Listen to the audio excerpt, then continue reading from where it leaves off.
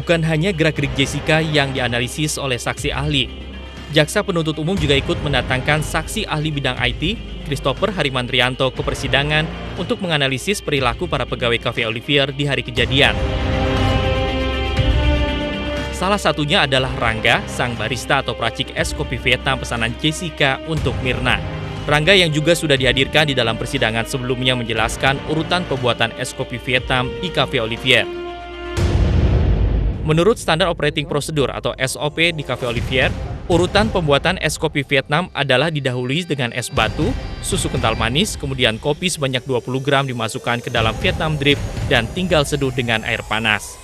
Jawaban peracik kopi ini pun langsung memicu perdebatan di ruang sidang. Pengacara Jessica pun menyebut keterangan Rangga ini berbeda dengan semua keterangan saksi yang sebelumnya dihadirkan yang menyebut urutan pembuatan es kopi dimulai dengan susu baru kemudian es batu. Kalau sebenarnya kalau es dulu apa kok susu dulu itu sebenarnya fleksibel. Kalau buat di dunia bar itu fleksibel. Tadi saudara katakan ada SOP, ada urutannya. Kok bisa jadi fleksibel khusus itu? Kita nggak boleh fleksibel. Kok untuk susu bisa fleksibel? Tapi emang boleh kalau di semua bar boleh kayak gitu, fleksibel. Istilahnya fleksibel, enggak. Yang penting sama resipinya, sama cara pembuatannya, sama rasanya. Namun saksi ahli bidang IT Christopher Harimandrianto menegaskan, dari hasil analisis rekaman CCTV terlihat tidak ada gerak-gerik mencurigakan yang dilakukan barista dan juga tidak ada bahan-bahan lain yang dimasukkan oleh barista ke dalam es kopi Vietnam.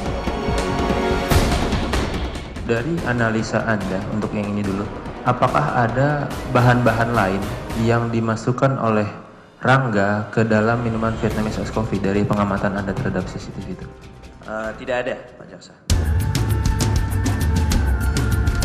Selain soal perilaku barista, saksi ahli bidang IT juga menganalisis warna es kopi Vietnam yang diminum Mirna. Christopher menyebut ada perbedaan warna es kopi Vietnam saat disajikan dan saat setelah diminum Mirna dan juga jika dibandingkan dengan warna kopi di meja lain. Pada meja lain warna kopi terlihat dominan coklat, sementara pada kopi yang diminum Mirna ditemukan warna dominan kuning dan hijau. Ya, kita bisa melihat ada perbedaan warna yang cukup signifikan antara kopi yang ada di Guridong, ada di Nampan Agustri pada waktu disajikan, kemudian pada saat tamu lain yang sudah mengaduk dan minum kopi yang lain. Mendekati warna dominannya kita bisa lihat adalah antara green dan lain-lain, Pak. Di sini ini kita bisa lihat ada yellow. Hal ini pun senada dengan pengakuan Agus Triyono yang menyatakan melihat warna kopi Mirna berubah menjadi kekuningan beberapa saat setelah disajikan. Warnanya beda, Pak. Warnanya beda? Ya. Ini kan ada susu kental manis, Ya. dicampur kopi. Ya. Biasanya memang ada kecoklat-coklatan, kopi susu. Coklat, kopi susu. Nah ini beda. Beda, seperti jamu kunyit, Pak. Warna kopi yang disebut Agus berubah menjadi kekuningan inilah yang mengindikasikan adanya zat beracun yang terkandung di dalam es kopi Vietnam. Selain warna kopi yang disebut berubah, misteri sedotan dalam es kopi Vietnam Mirna juga akhirnya terjawab. Pada persidangan terdahulu, teka-teki sedotan dalam es kopi Vietnam Mirna sempat menimbulkan perdebatan antara pengacara terdakwa dan para pegawai Olivier. Saksi Agus Triyono menyebut saat es kopi disajikan, posisi sedotan berada di samping gelas. Sementara pegawai Cafe Olivier yang lain Marlon Alex Napitupulu menyatakan hal berbeda. Saat mengantarkan pesanan koktail Jessica, ia menyebut melihat es kopi Vietnam sudah tersaji di meja dengan sedotan berada di dalam gelas. Sementara pegawai Olivier yang lain, yakni Yohanes sebagai bartender yang diperintah manajer kafe untuk memindahkan sisa kopi ke botol, menyebut tidak melihat sedotan di dalam gelas es kopi Vietnam. Teka-teki hilangnya sedotan ini akhirnya terjawab oleh saksi ahli. Setelah mengamati rekaman CCTV di Cafe Olivier, diketahui bahwa sedotan dalam es kopi Vietnam terbuang di dalam saluran sink atau wastafel.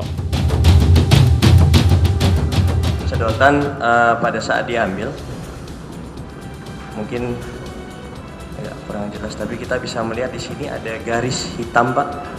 Oh iya. Ya.